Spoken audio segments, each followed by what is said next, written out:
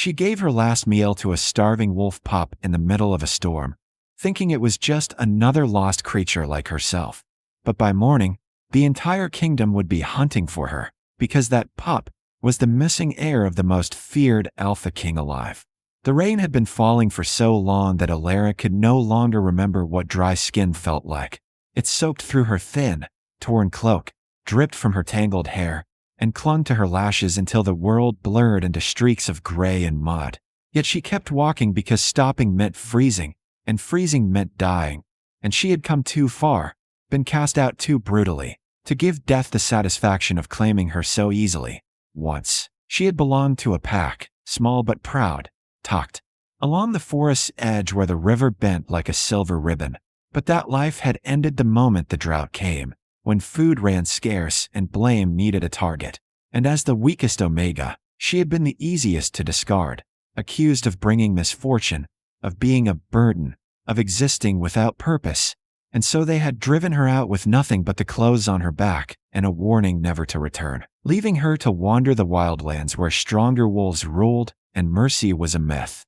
For days she had survived on scraps, roots, rainwater, the occasional stolen crust from careless merchants.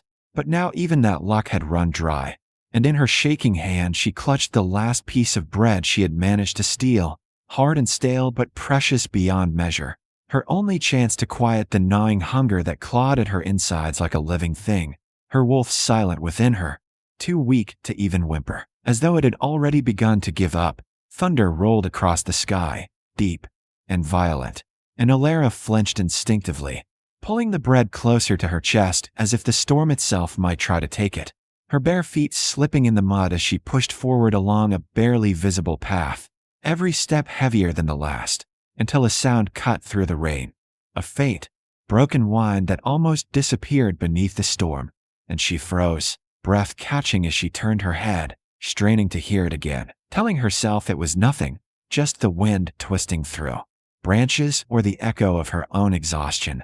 But then it came again, softer this time, trembling, undeniably real, and against all logic, all instinct for survival. She followed it, stumbling off the path and into the undergrowth where the trees grew thicker and the shadows deeper, her heart pounding not with fear, but with something far more dangerous, curiosity.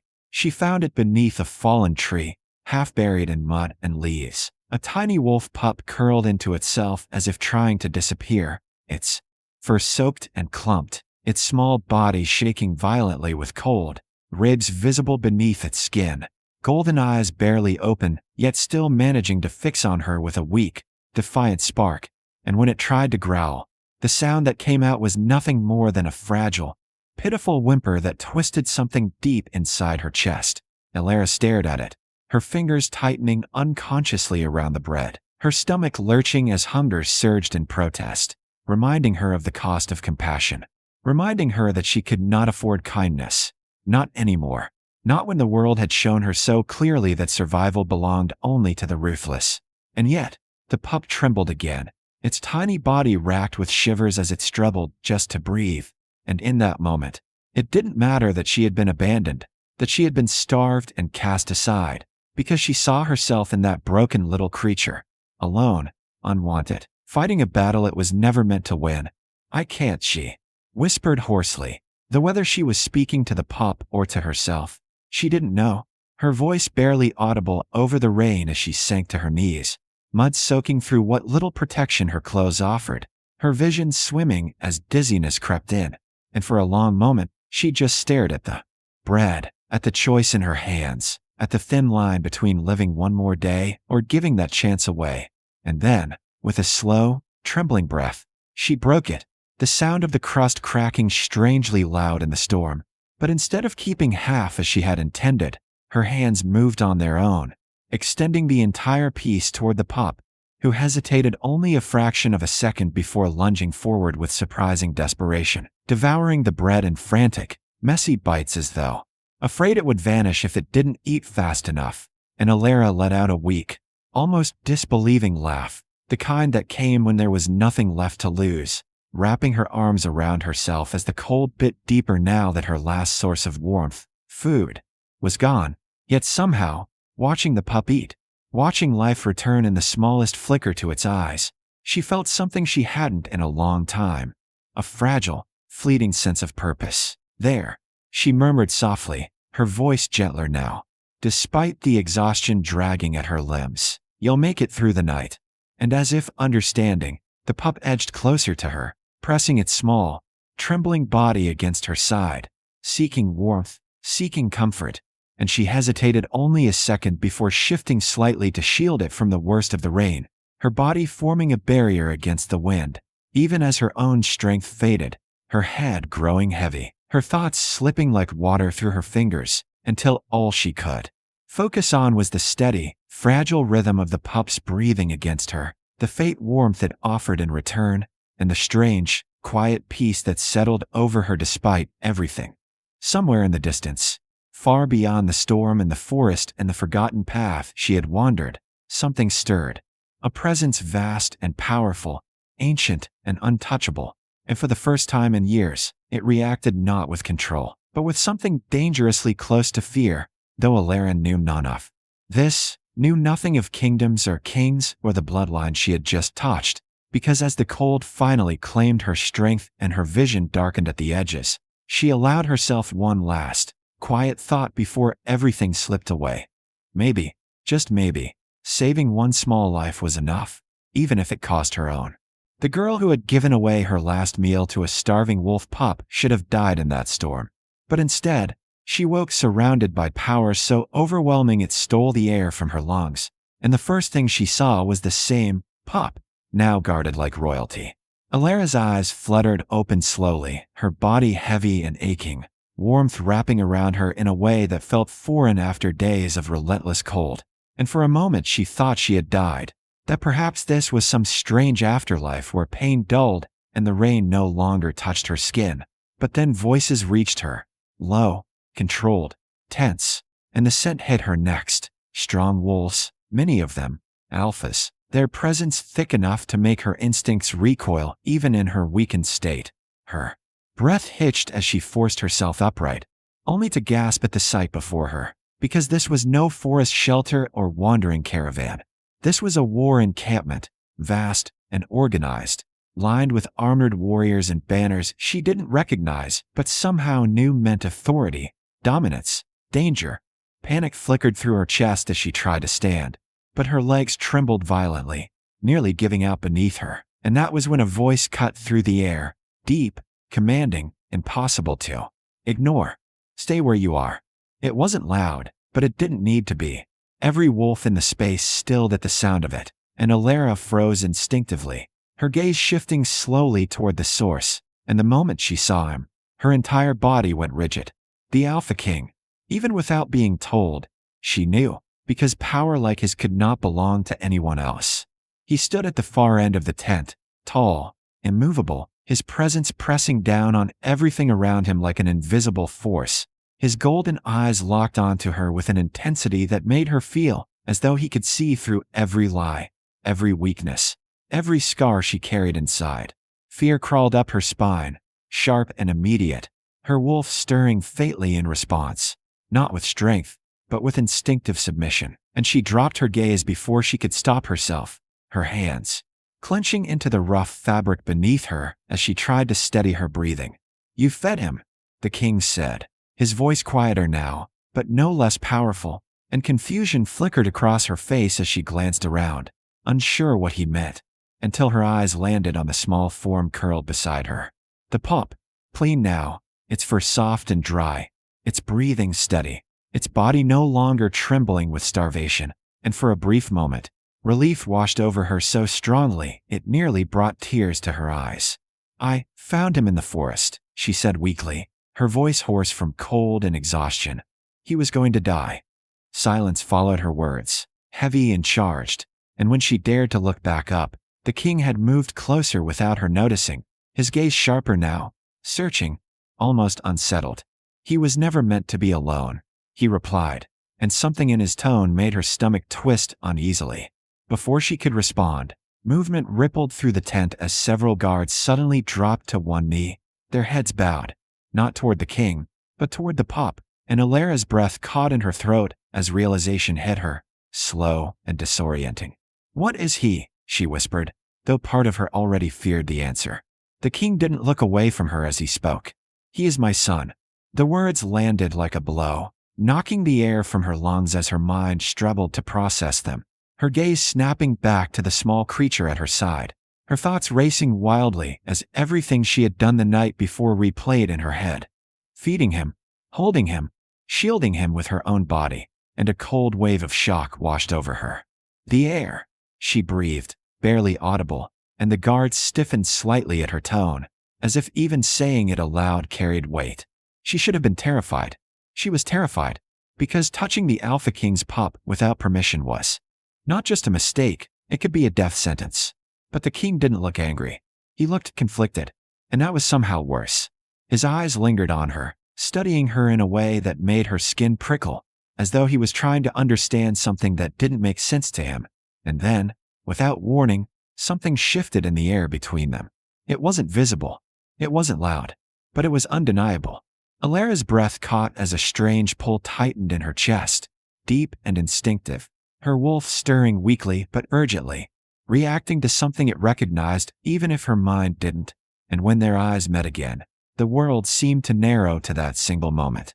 The king stiffened, just slightly, but enough. His control, perfect, unshakable, cracked for the briefest second, and in that instant, something ancient and unyielding surged beneath the surface. Recognition, not of a stranger, not of a servant, but of something far more dangerous. Alara flinched as the sensation intensified, her hand pressing unconsciously against her chest, as if she could steady her racing heart, her thoughts spiraling as confusion turned into something sharper, something she couldn't name, and around them, the tension in the tent rose instantly, the surrounding wolves sensing the shift even if they didn't understand it, their postures tightening, their instincts on edge. The pup stirred then, letting out a soft sound as it lifted its head, its golden eyes blinking open before it pushed itself upright on unsteady legs and moved. Past the guards, past the distance, straight toward her, pressing against her side as though it belonged there, as though it had chosen her again despite everything. And a murmur rippled through the tent, low and uneasy. The king's gaze dropped briefly to his son, then returned to her, darker now, more certain. And when he spoke again, his voice carried something new beneath its strength, something dangerously close to warning. "You didn't just save him," he said slowly.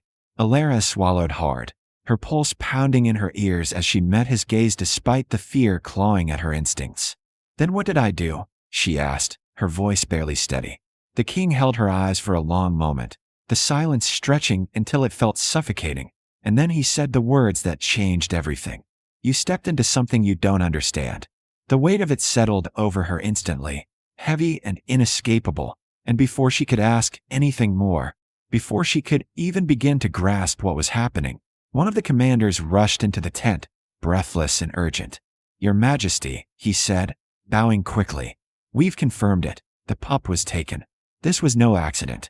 The atmosphere shifted instantly, tension snapping into something sharper, more dangerous, and Alara felt it even before the king turned, his expression hardening into something cold and lethal. "Speak," he commanded. The commander hesitated only a fraction of a second. "There are signs of internal involvement. Someone within the kingdom orchestrated this." Silence fell again, but this time it was different, thicker, darker, filled with the promise of violence. And Alara's stomach dropped as the implication sank in, because if the Alpha King's own son had been targeted, then whoever was responsible wasn't just powerful. They were desperate, ruthless, and still out there. And subtly, she wasn't just the girl who had found a lost pup in the ring. She was the only one who had seen him before everything went wrong. Which meant, whether she wanted it or not, she was now part of something far bigger than survival. The girl who gave away her last meal to a starving wolf pup thought her role in the story ended the moment she saved him. But she was wrong, because saving the Alpha King's heir didn't just change his fate. It changed the fate of the entire kingdom. By the time Alara was brought before the royal court, the storm from that night had long passed. Yet something far more dangerous had taken its place.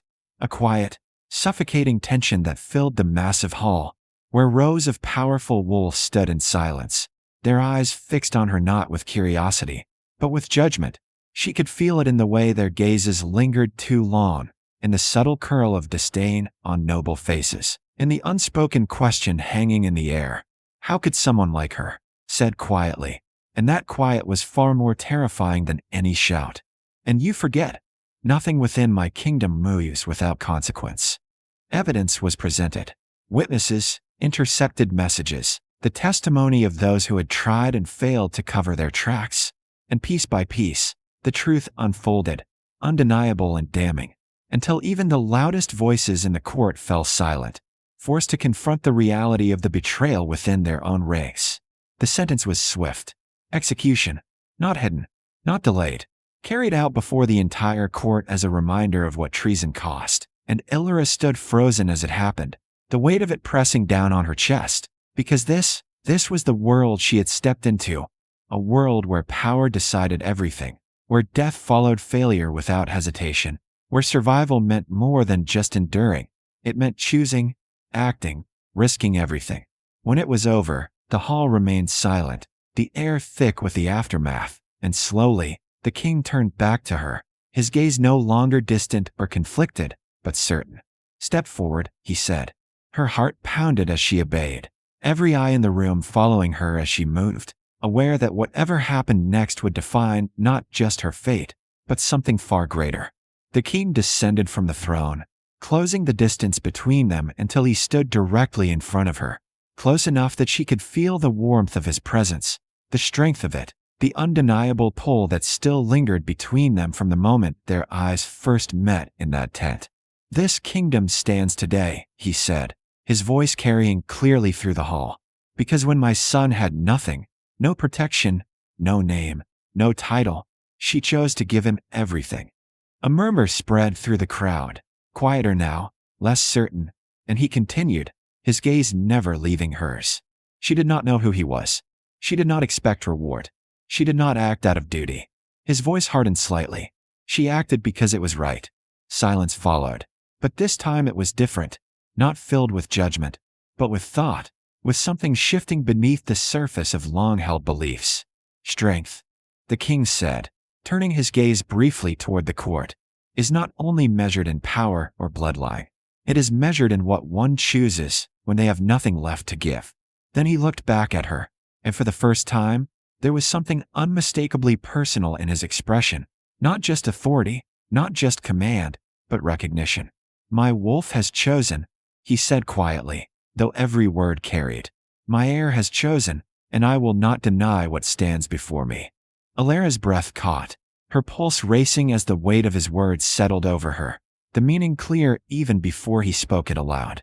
From this day forward, he declared, his voice rising just enough to reach every corner of the hall, Illyra will stand beside me. The reaction was immediate, shock, disbelief, resistance, but none of it was strong enough to break through the certainty in his tone. Not as a servant, he continued, cutting off any protest before it could fully form. Not as a guest, but as my equal. The word hung in the air, heavy and impossible to ignore. Equal. The pup moved again then, stepping forward to press against her once more, reinforcing the choice in a way no argument could deny. And slowly, the resistance in the room began to fracture. Not completely, not instantly, but enough to change the course of everything. Illyra stood there, overwhelmed, her mind struggling to catch up with the reality unfolding around her, because just days ago she had been alone in the rain, starving, forgotten, and now she stood at the center of a kingdom, not because she had fought for power, but because she had chosen kindness when it cost her everything. And as the king reached for her hand, not forcing, not commanding, but offering, she realized something she had never believed possible. Sometimes, the smallest choice, made in the darkest moment, could change not just one life, but an entire world.